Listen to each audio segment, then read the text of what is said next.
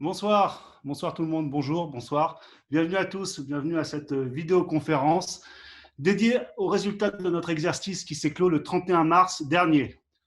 Nous avons publié aujourd'hui, à la fermeture des marchés, un communiqué de presse avec nos résultats financiers consolidés. Ce communiqué est disponible sur notre site internet. Distanciation physique oblige, nous ne sommes pas tous ensemble aujourd'hui. Alors moi, je ne me suis pas présenté, je suis David Dezé, responsable de la communication chez Medincell. Nous avons avec nous Christophe Douat. Bonsoir Christophe, bonjour. Et, Rémi Arango, notre directeur financier. Bonjour Rémi.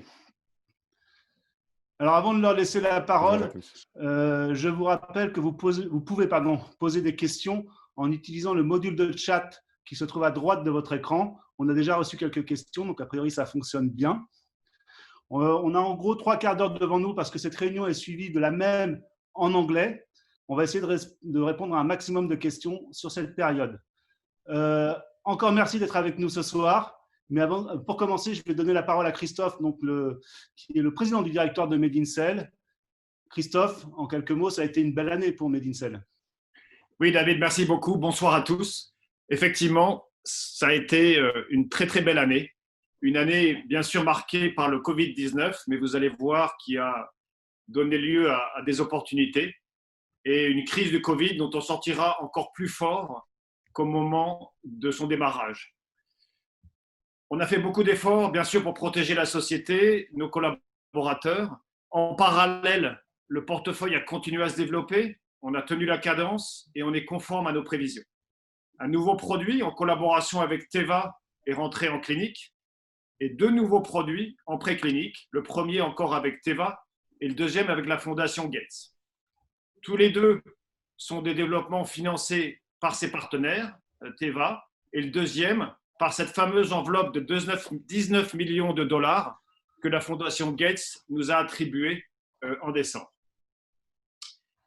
Comme on a annoncé en janvier, plusieurs produits doivent passer en sélection finale de formulation d'ici la fin de l'année, fin 2020, pour rentrer ensuite en développement préclinique, le produit contraception avec la Fondation Gates, mais aussi notre programme en transplantation et notre programme en santé animale.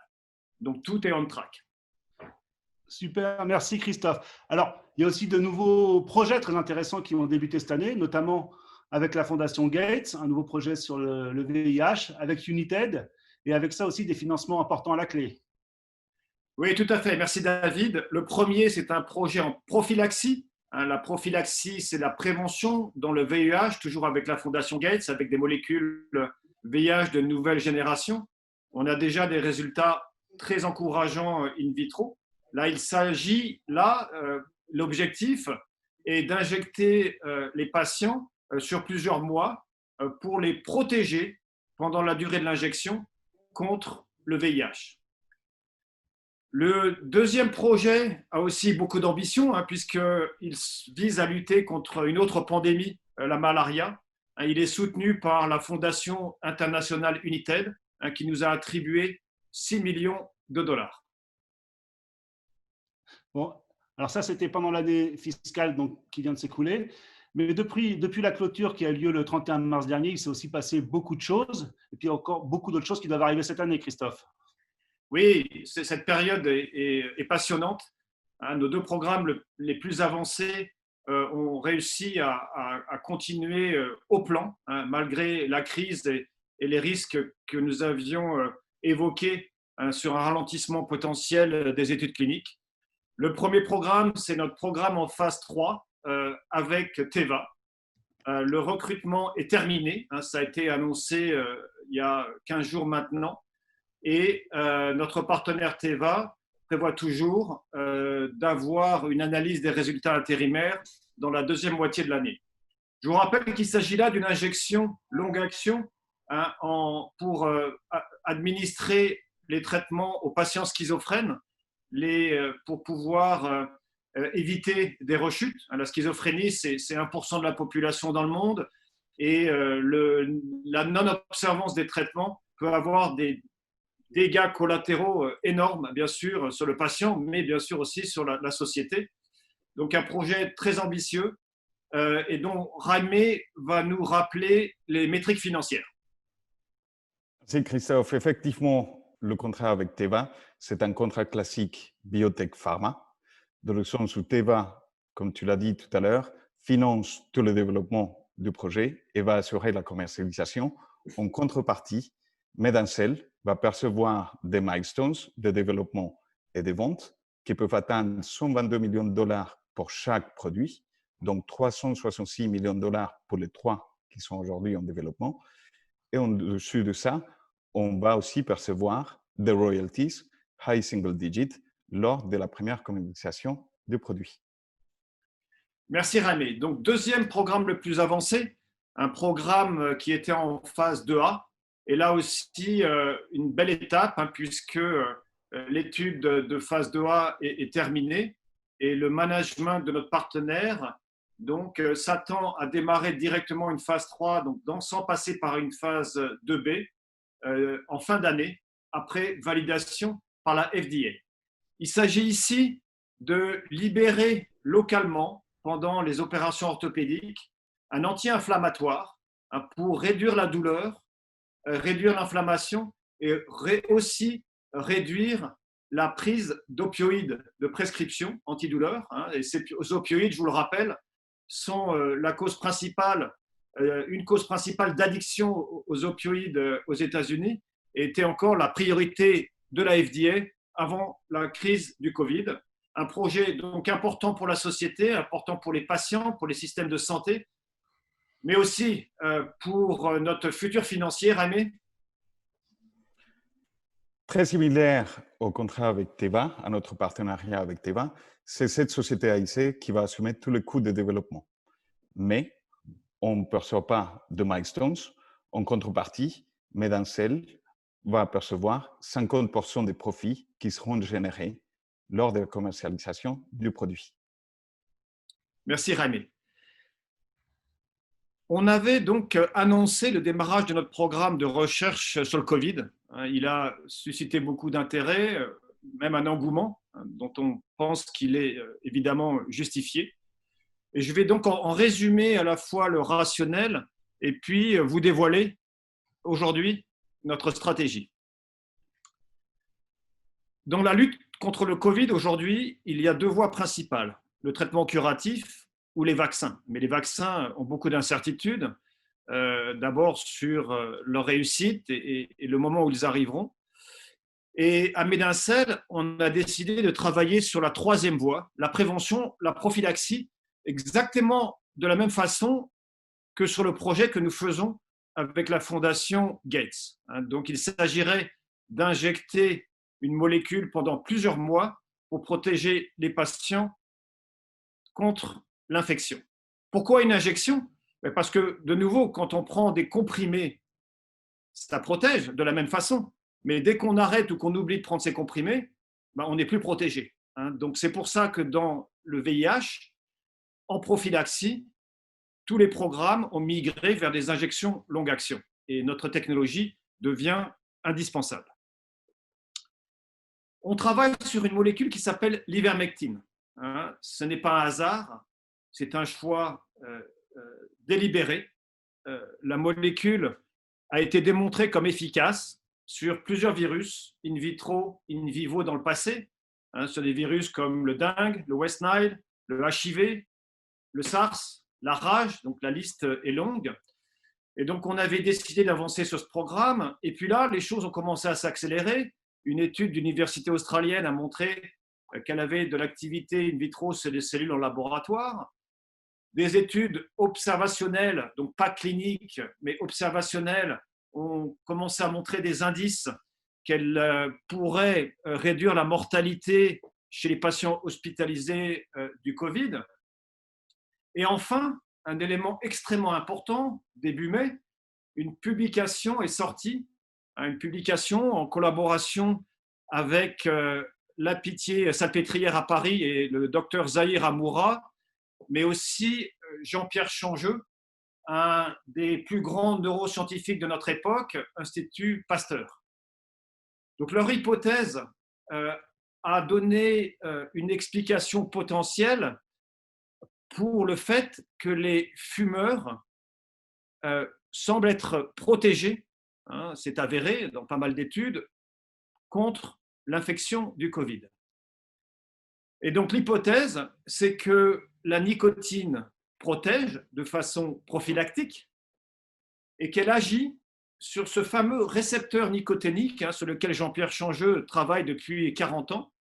Et quand le virus essaie de fixer sur le récepteur, la nicotine l'en empêche. Vous me direz, oui, ça c'est la nicotine, mais quel est le lien avec l'ivermectine?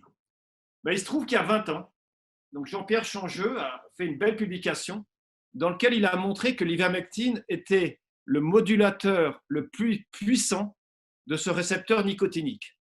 Donc, elle avait le même effet sur le récepteur que la nicotine, mais sans avoir le potentiel d'addiction, bien sûr, mais d'une manière différente. En langage scientifique, on appelle ça une modulation allostérique.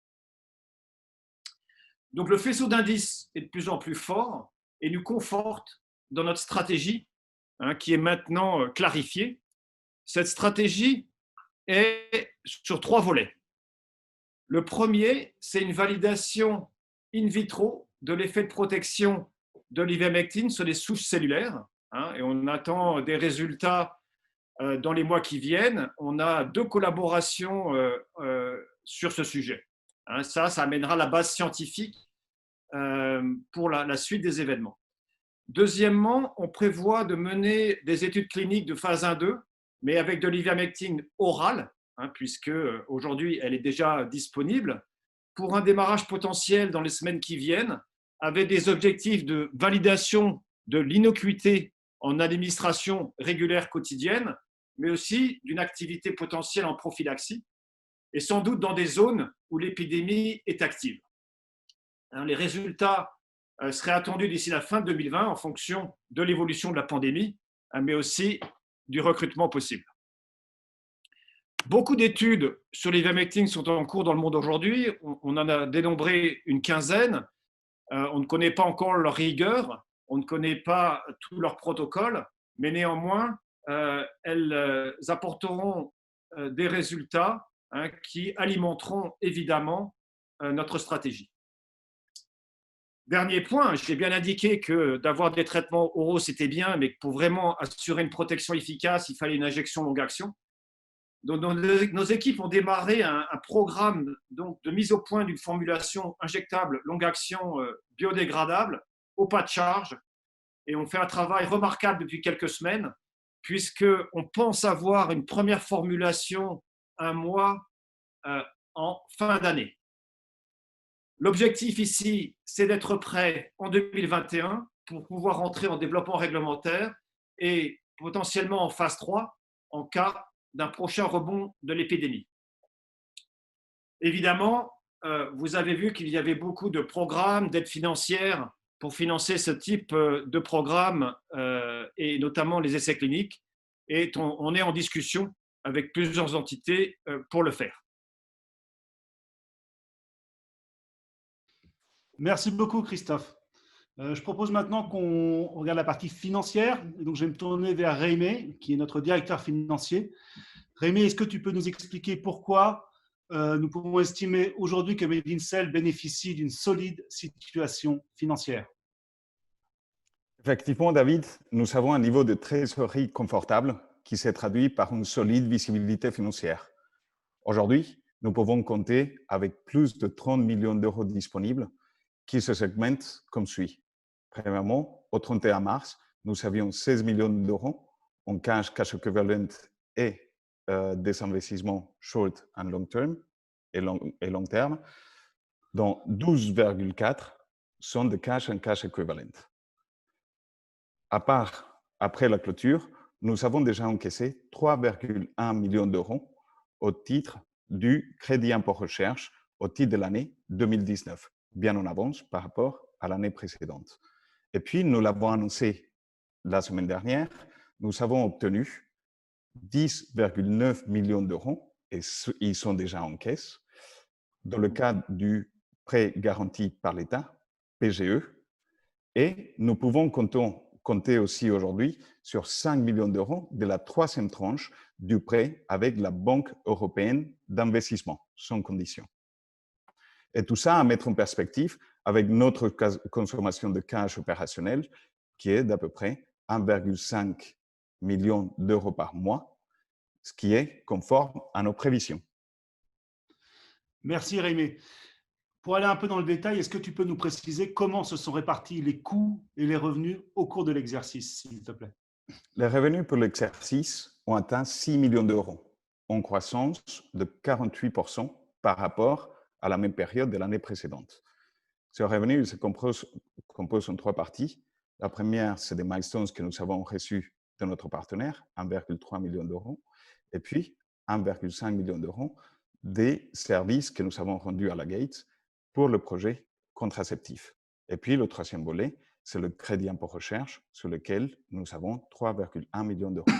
Je vous rappelle, le revenu peut varier significativement d'une période à l'autre en fonction notamment de l'avancée des projets avec nos partenaires et les milestones que nous percevons avec, et aussi suite à l'avancement que nous allons avoir avec les partenariats que nous avons avec la Fondation Gates et United. En concernant les dépenses, elles sont atteintes à 25,2 millions d'euros, en croissance de 29%. De ces 25 millions, 17 millions correspondent aux charges et aux investissements dans la recherche et le développement. Cette croissance totale de 29%, 95% de cette croissance totale vient de la R&D. C'est là où on investit en ligne avec nos prévisions et avec la stratégie de la société. Le reste des dépenses, en termes de business development, marketing, fonction support, G&A, ont une croissance limitée de 5%, conformément à nos prévisions. Merci beaucoup, Rémi. Je propose maintenant qu'on essaie de se projeter un petit peu. Est-ce que tu peux nous dire comment pourraient évoluer les revenus et les dépenses au cours de l'exercice actuel, donc je rappelle qu'il a commencé au 1er avril dernier?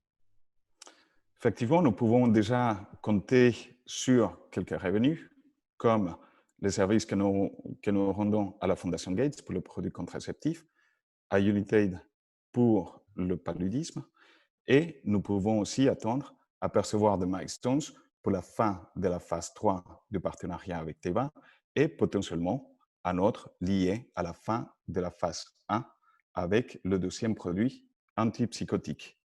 La bonne nouvelle, c'est que nos programmes avancent bien et nous n'avons pas aujourd'hui de mauvaises nouvelles des côtés de nos partenaires sur les essais qui sont aujourd'hui en cours ou finalisés.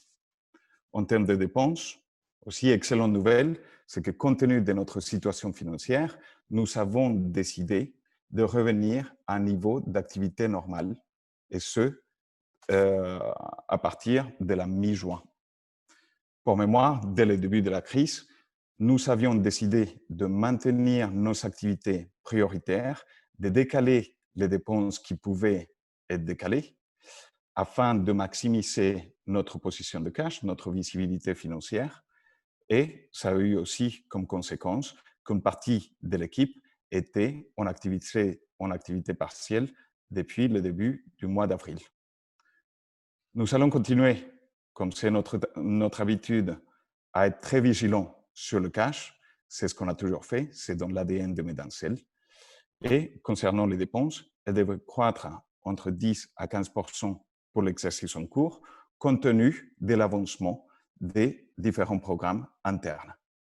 Mais attention, ces prévisions ne tiennent pas compte du programme COVID qui devrait avoir un budget et un financement bien spécifique et séparé.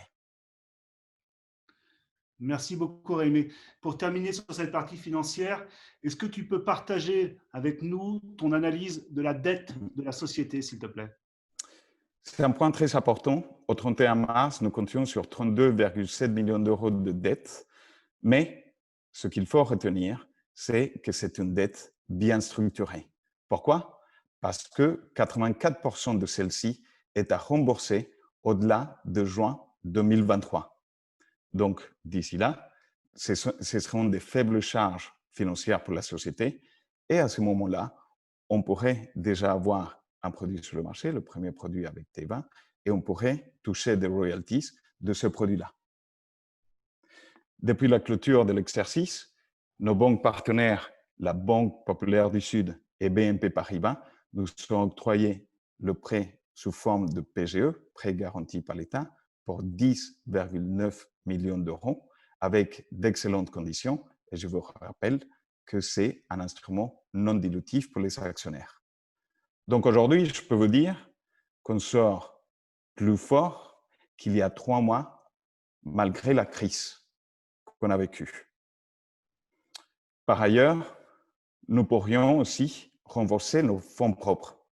Nous continuons, et c'est ce qu'on a déjà dit dans le passé, à évaluer l'opportunité d'avoir des financements supplémentaires, y compris une augmentation de capital. Si on le fait, ce serait avec une taille modeste. Aujourd'hui, nous avons du cash, mais aujourd'hui, je travaille sur la structure financière de Medancel. Donc, si une opération devait se faire, elle se ferait avec des conditions favorables sur le marché et bien évidemment des conditions favorables pour la société et pour nos actionnaires. Merci beaucoup, Rémi. Avant qu'on passe aux questions, qui sont déjà nombreuses et qu'on en reçoit, Christophe, peut-être quelques mots de conclusion? On ne t'entend pas, Christophe. Pardon, excuse-moi. Donc, une belle année, mais il faut regarder l'avenir. Là, on a des très, très belles milestones pour la fin de l'année sur notre programme en phase 3, sur notre programme en phase 2 qui devrait démarrer sa phase 3, des nouvelles potentielles sur le programme Covid. Donc on vous tiendra évidemment au courant, des ressources de cash supérieures à celles que nous avions il y a quelques mois. Je voudrais quand même remercier sincèrement et du fond du cœur tous nos collaborateurs qui sont vraiment donnés à fond pendant toute la période, dans des conditions parfois difficiles, de télétravail, avec des familles, avec une activité partielle pour certains d'entre eux. Ils ont réussi à maintenir le cap, voire à encaisser ce programme ambitieux supplémentaire sur le Covid. Donc bravo, bravo à tous. Et je propose qu'on passe aux questions. Effectivement, merci Christophe. Alors une première question qui est au sujet de notre réunion de ce soir. Je pense qu'on va te l'adresser, Rémi. La question est simple. Pourquoi avoir avancé l'annonce des résultats? Envisagez-vous d'autres informations concernant votre développement dans les semaines à venir? Je rappelle qu'effectivement, nous avions annoncé dans un premier temps des résultats à la mi-juin, le 16, je crois. On a un peu avancé. Rémi, je ne sais pas si tu as un commentaire à faire à ce sujet. Oui, d'abord, je tiens à remercier toutes les équipes finances qui ont participé à cette clôture un peu accélérée. Donc, merci à toutes les équipes, c'est très important. Mais, comme je le dis, il est très important de regarder les différentes opportunités. Nous pouvions accélérer la publication des résultats. Donc, pourquoi se retenir et le faire après? Merci Rémi. Question suivante. Alors, je découvre les questions en même temps que vous et je les lis. Pourquoi n'y a-t-il pas de mise en lumière de l'ivermectine en France, contrairement à un fameux médicament développé par Sanofi? Christophe, peut-être que tu as quelque chose à dire à ce sujet. Bon, la plupart des sociétés pharmaceutiques défendent évidemment leurs produits propres et les produits qu'ils ont en portefeuille. L'ivermectine, c'est un médicament qui est génériqué, qui existe depuis 40 ans et qui, pour beaucoup de sociétés pharmaceutiques, n'apporte pas d'intérêt financier. Un Medancel, je vous rappelle que notre mission, d'abord, c'est vraiment une mission de santé globale et qu'en combinaison avec notre technologie propriétaire de long-acting, ça libère aussi un potentiel financier pour le futur. Donc, on est une société neutre. On cherche toujours les meilleures solutions, les meilleures molécules pour une indication particulière. Et c'est pour ça que notre choix s'est porté sur cette molécule. Merci Christophe. Je passe donc à la question suivante. Dans quelle mesure les actionnaires pourraient se trouver dilués dans le cadre de la mise en place de solutions de financement augmentant le nombre de titres de Medincell? Rémi, peut-être? Effectivement, s'il y a une augmentation de capital, c'est la société qui émet plus de titres. Mais comme je viens de le mentionner, si on envisage une augmentation de capital, ce serait avec une taille modeste et une dilution modeste pour les actionnaires actuels de la société. Christophe, est-ce que tu veux ajouter quelque chose à ce Oui, sujet? bien sûr, hein. Ouais, je vous rappelle, hein, et moi en tant qu'investisseur, je connais bien sûr le sujet, c'est que l'indicateur principal qui guide nos actions financières et sur lequel et qui sera la mesure du succès de la société, hein, c'est le prix de l'action. C'est ça qui compte au final. Effectivement, merci Christophe. Je passe à la question suivante de Gérald qui nous dit: bonsoir, j'espère que vous allez tous bien. Pour le partenariat avec Teva, le procédé BIPO, donc BIPO c'est notre technologie qui nous permet de formuler des médicaments pour des durées prolongées, qui est actif sur des durées prolongées. Donc ce procédé peut-il être déployé sur d'autres produits déjà commercialisés par Teva? Teva peut devenir un partenaire privilégié. Est-ce que Sanofi pourrait investir sur ce procédé BIPO également pour leur développement? Christophe? Alors, d'abord sur Teva, donc je vous rappelle que nous avons 3 programmes avec Teva. Un en phase 3, donc avec le recrutement terminé, un en cours de phase 1 et un troisième en préclinique, hein, des antipsychotiques. Donc ça vous donne déjà une idée de l'ambition de notre partenaire. C'est un champ aujourd'hui où les antipsychotiques longue action font un chiffre d'affaires annuel, hein, d'environ 6 milliards de dollars par an, en croissance de 20% par an. Évidemment, Teva connaît notre technologie, Teva avance bien avec nos produits et on ne peut pas présager du futur, mais ce serait peut-être une option, bien sûr, pour eux de continuer à regarder d'autres produits. Sur Sanofi, bien sûr, Medincell est une société neutre, hein, agnostique, et c'est ça la valeur c'est ça qui fait la valeur de notre plateforme. C'est qu'on est prêt à travailler et en discussion, bien sûr, avec d'autres sociétés pharmaceutiques, hein, qui peuvent utiliser notre technologie. Et les choses pourraient s'accélérer parce que le passage de notre programme phare en fin de phase 3, fin de recrutement et normalement d'une approbation, va non seulement être une bonne nouvelle parce qu'on aura un premier produit plus tard à la commercialisation, mais aussi parce qu'il valide la technologie et donc réduit le risque sur tous nos programmes en conséquence. Donc sur Sanofi, non, je n'ai pas d'informations particulières à donner, hein, mais il est évident que Medincell devrait devenir un partenaire privilégié sur tous les besoins en injectable longue action, hein, des sociétés pharmaceutiques. Merci Christophe. Je passe directement à la question suivante. Alors, une étude publiée récemment semble démontrer une efficacité prometteuse de BIPO dans les soins antiparasitaires de bovidés. Effectivement, c'est une étude qui est parue il y a quelques semaines. Ce marché appliqué à l'élevage bovin serait colossal. À quel horizon peut-on espérer voir un développement commercial de cette indication vétérinaire? Alors, il y a déjà des applications d'ivermectine en vétérinaire, hein, mais ce projet-là ne visait pas une application vétérinaire. En fait, c'était la preuve de concept qui nous a permis, hein, de convaincre United, la fondation qui nous a attribué 6 millions de dollars, hein, du potentiel de cette application dans la malaria. On a fait cette preuve de concept donc, sur du bétail il y a quelques années avec l'IRD au Burkina Faso, et on a montré qu'en injectant l'ivermectine longue action sur le bétail, les moustiques qui venaient piquer les vaches mouraient. Maintenant, si on translate ça sur des populations humaines, on peut imaginer, hein, qu'en les injectant pendant la saison des pluies dans les zones à malaria, les moustiques qui portent la malaria d'hommes ou de femmes à d'autres hommes et d'autres femmes mourraient. Et donc, le but là, c'est de casser le vecteur de transmission de la malaria. Ça, c'est le but de notre projet avec United. Merci Christophe. Alors, question suivante. Le prêt garanti par l'État de plus de 10 millions d'euros est-il arrivé au bon moment? Rémi. Merci David. Disons que l'argent arrive toujours au bon moment. Ok. Merci Rémi. Pas d'autre, rien à ajouter. Non. Très bien.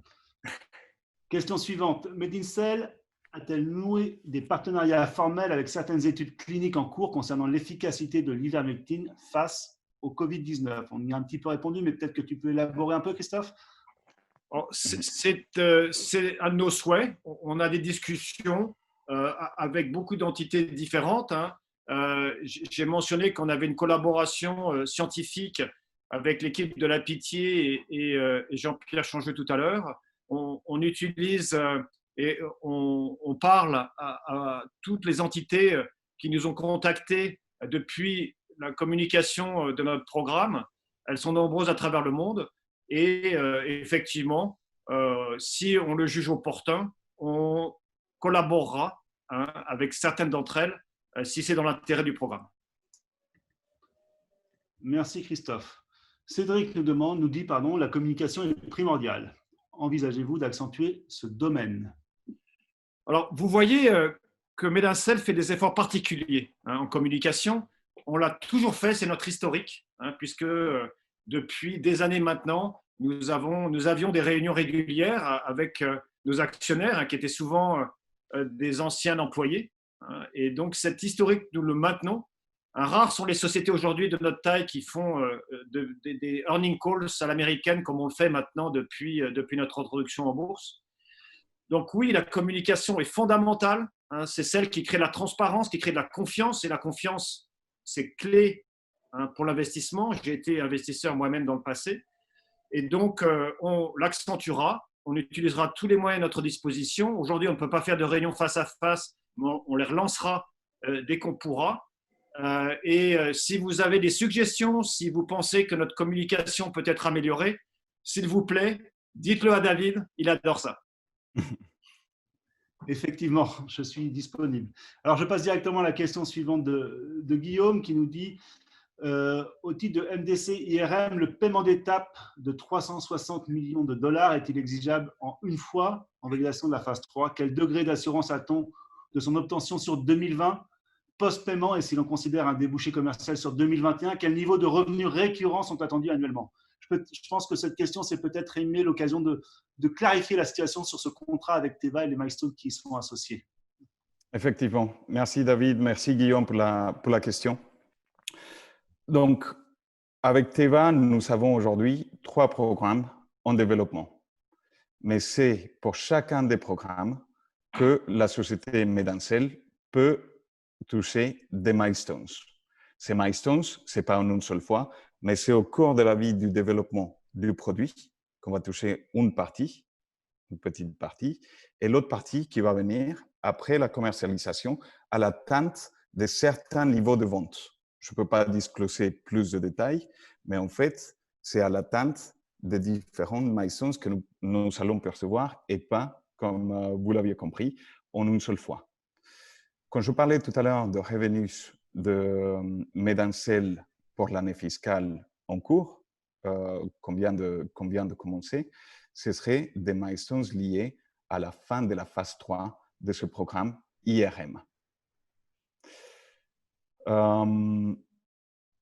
Quel est le niveau de récurrent attendu annuellement? Nous ne pouvons pas communiquer aujourd'hui des forecasting de vente et de royalties qu'on pourrait recevoir là-dessus. Mais ce qui est très important, c'est que lors de la première commercialisation, on commence déjà à toucher des royalties, ce qui nous fera dans le futur des revenus récurrents année par année et pas des variations importantes qui sont générées par des milestones. Donc, la question suivante est assez proche. C'est le paiement d'étape de Teva interviendra-t-il courant 2020?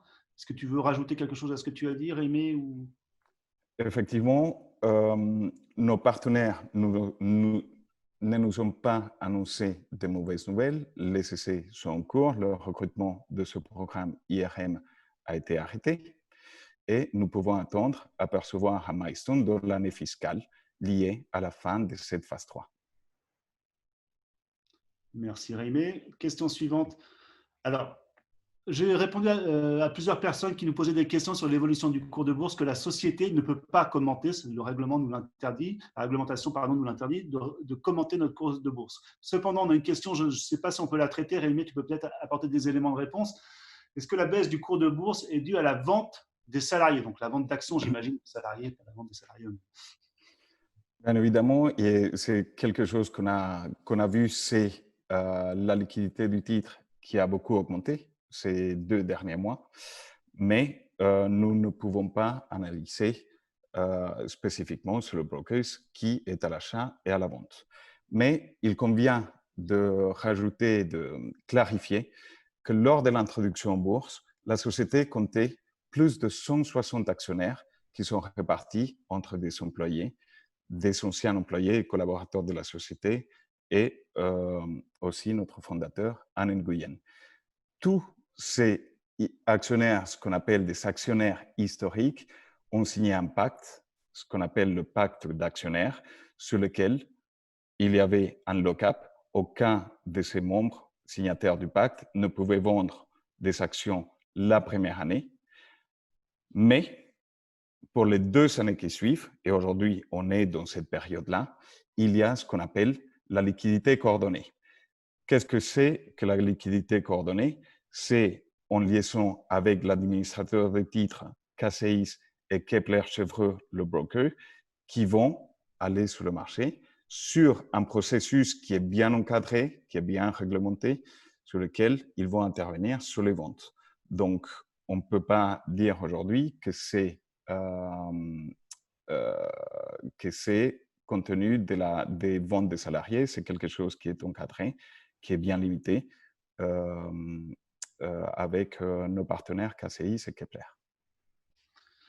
Merci beaucoup, Rémi. Question suivante, Rémi, toujours avec toi. Bonjour. Bonjour. Allez-vous faire des augmentations de capital privé avec BPI France, par exemple, et avec des décodes de l'action pratiquées par certaines sociétés? Comme l'a mentionné Christophe, il faut regarder les opportunités sur le marché, mais aussi il faut faire très attention au prix. Donc, une augmentation de capital, ça dépend de comment on le fait. Il y a différentes façons, que ce soit avec une offre publique, processus un petit peu plus compliqué, ou je crois que c'est Bernard qui mentionnait ça, c'est avec des décodes, c'est ce qu'on appelle Accelerated Book Building, qui peuvent intervenir assez rapidement. Et nous regardons toujours les différentes options qui peuvent s'offrir à nous afin de renforcer nos fonds propres, par exemple. Christophe? Oui, je vous rappelle, et c'est important que nous sommes tous actionnaires de la société, que pour beaucoup d'entre nous, nos actions, c'est notre patrimoine essentiel, et donc qu'on est extrêmement aligné sur la préservation et tout ce qu'on fera, comme je le disais, pour que notre patrimoine aille dans la bonne direction, évidemment. Alors, question suivante, Christophe, je pense que c'est toi qui vas y répondre. Est-ce que Medincell travaille sur la contraception masculine? Alors, c'est une très bonne question, parce qu'on espère qu'un jour, elle sera aussi disponible sur les populations masculines et pas uniquement les populations féminines qui portent le fardeau de la contraception depuis très longtemps. C'est des conversations qu'on a eues avec la fondation Gates, notamment dans le passé. Pour le moment, on n'a pas de discussion active ou de programme actif sur le sujet. Il y a des freins potentiels à l'adoption de sites de contraception, des freins psychologiques, mais c'est clairement un sujet qu'on regarde régulièrement. Et si un jour on trouve l'opportunité d'en financer une, nous le ferons. Merci Christophe. Question de Patrick Bord. Avez-vous un calendrier pour l'AMM du produit antidouleur? Donc ça, c'est le produit qui vient de terminer sa phase 2. Pouvez-vous nous indiquer la taille du marché adressable? Quelle sera votre stratégie selon les zones en termes de production et de distribution? Bonsoir Patrick. Patrick, non, ce sont des informations aujourd'hui que nous gardons avec notre partenaire confidentiel, à la fois sur le planning, sur la taille du marché, mais aussi sur la stratégie future. Par contre, sur le marché, je peux indiquer que la première indication visée, hein, c'est la pose de prothèse de genou. C'est 1 million de poses par an aux États-Unis. D'ailleurs, c'est l'opération chirurgicale où les patients prennent le plus d'opioïdes de toutes les opérations chirurgicales. On a aussi des comparables très intéressants sur la bourse. Hein, une société comme Passira, qui fait un produit qui a une activité en douleur de à peu près 24 heures avec 300 millions de ventes.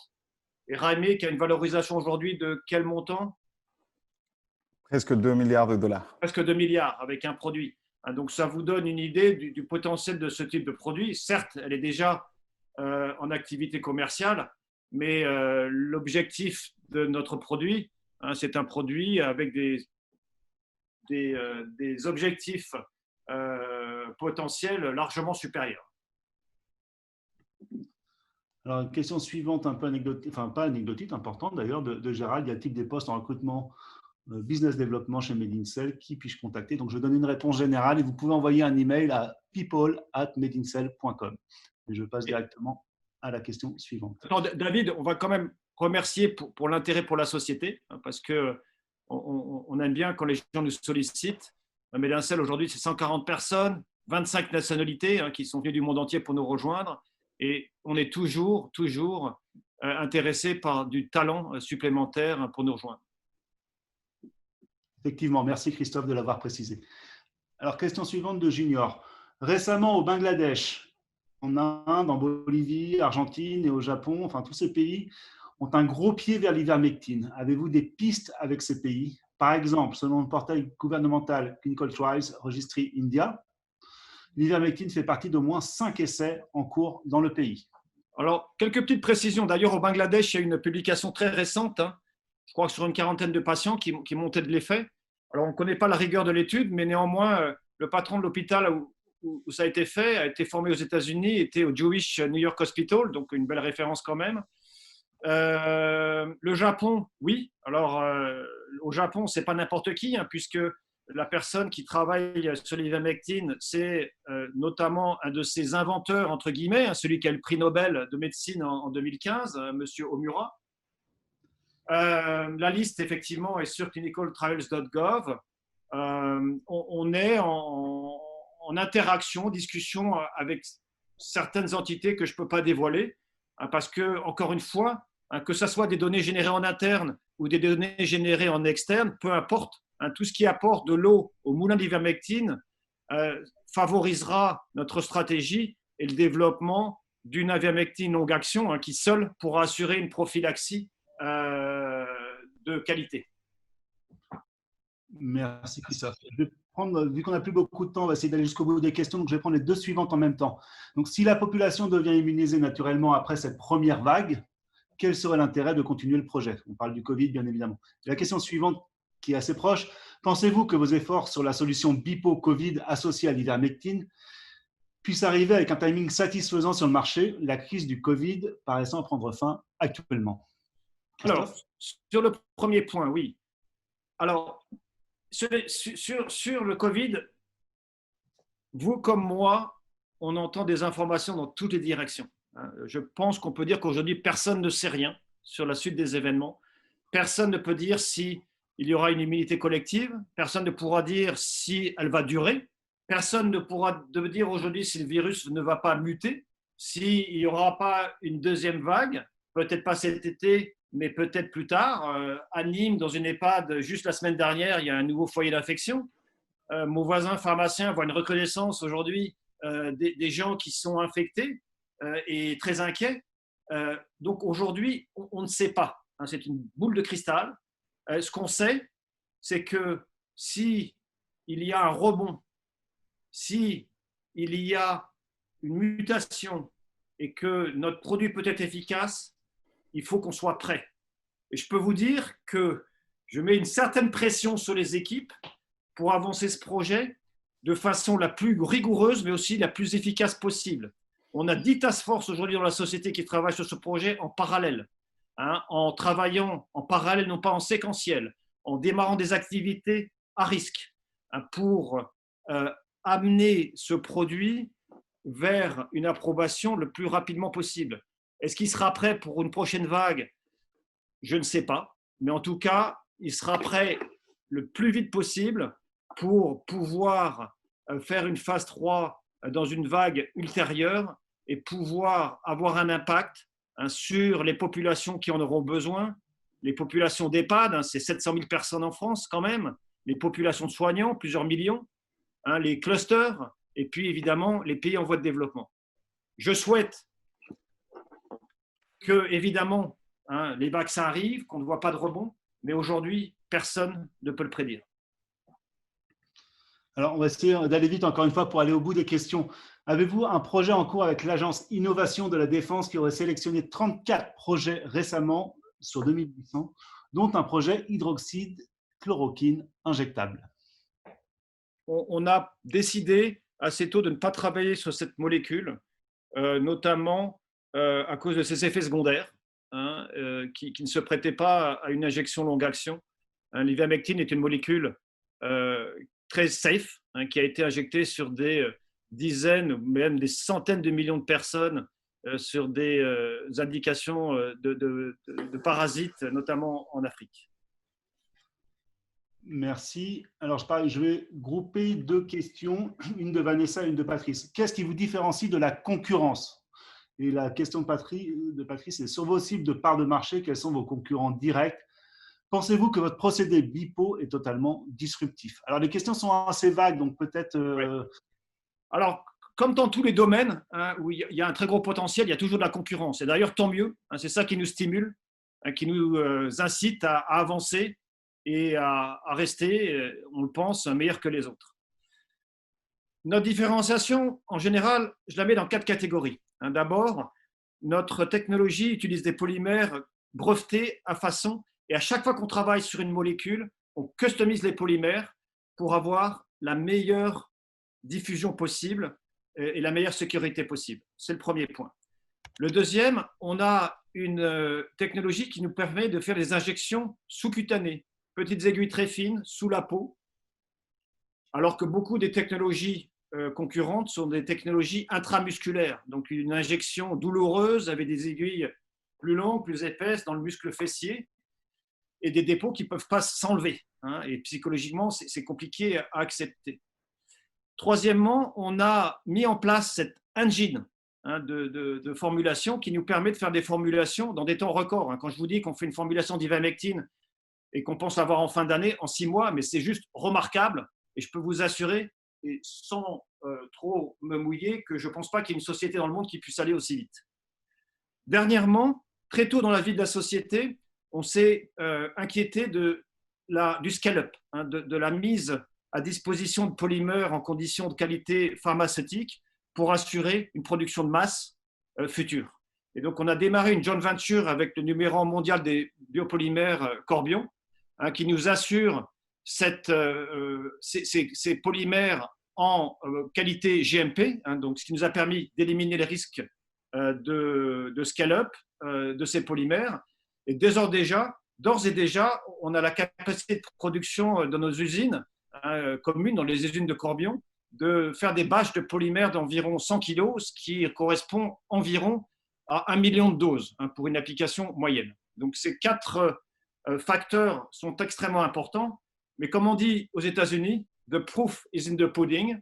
Et quand vous voyez les sociétés de la qualité de Teva ou de la Fondation Gates qui travaillent avec nous et qui continuent à rajouter des programmes, je pense que c'est le meilleur témoignage de la qualité de notre technologie et de ses collaborateurs. Une avant-dernière question rapide. Des fonds d'investissement se sont-ils montrés intéressés par votre technologie? Certains sont déjà rentrés à l'IPO avec nous, je vous le rappelle, 3 fonds des 5 plus grandes banques françaises, le CIC, C-Venture du groupe Natixis, BNP Développement, et je les remercie d'ailleurs, mais aussi des fonds RSE qui nous ont soutenus au moment de l'IPO aussi. Donc c'est déjà le cas. Et évidemment, avec Jaime, on continue à éduquer, à parler de la technologie à de nouveaux fonds, souvent internationaux, pour accroître encore leur intérêt dans Medincell. Et enfin, une dernière question. En gros, je l'ai fait disparaître. Alors, excusez-moi, mais je vais quand même pouvoir vous la retranscrire.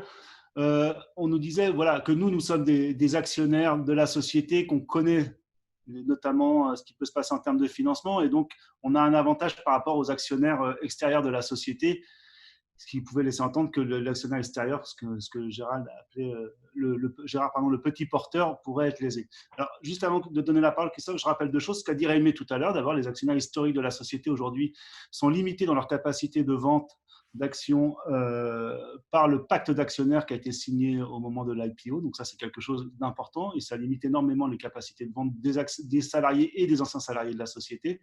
Deuxièmement, je rappelle que nous sommes une société cotée avec une réglementation précise et que, par exemple, à chaque fois que des infos qui peuvent être qualifiées de privilégiées sont sur le point d'être divulguées pendant une période assez importante, nous ne pouvons pas faire d'achat et de vente d'actions. Donc, la réglementation est très stricte à ce sujet-là.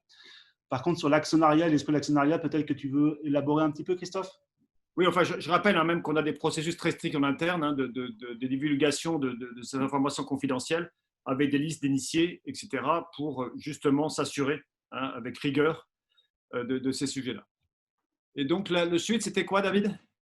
Non, on est arrivé au bout, quoi. C'était cette question. En fait, la question, c'est quelque chose d'important pour Made in Sales, c'est l'alignement entre la société et ses salariés ou ses anciens salariés et les actionnaires qui nous ont rejoints, que ce soit au moment de l'IPO ou plus récemment, quoi. Cet alignement d'intérêt. Cette notion d'alignement est fondamentale. C'est comme dans tout business, toute alliance. Pour que les choses marchent, il faut que les gens soient alignés.